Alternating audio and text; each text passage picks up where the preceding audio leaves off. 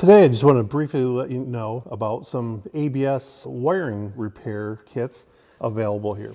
So many times in my career as a technician, I've had those intermittent ABS circuit codes or false activation, and quite often you find that it's an issue with the wiring here. And now today we're working on a GM body vehicle, and these are very prone to that.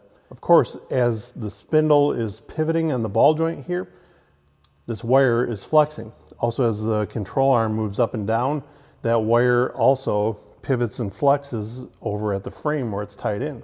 So that's where it's helpful to have this long extension pigtail piece here. For many years, I'd have to run my own wires and do my own wiring repair on these things.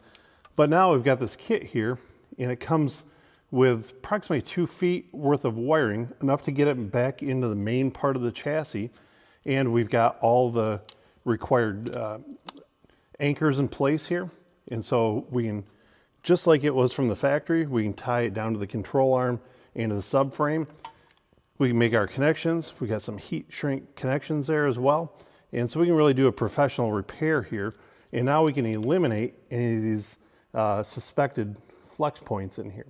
So next time you're working on a GM body and you've got those intermittent ABS faults, or you got something like this where you got a lot of grease sprayed in the connection there, go ahead, look up this harness, replace it. You won't be disappointed.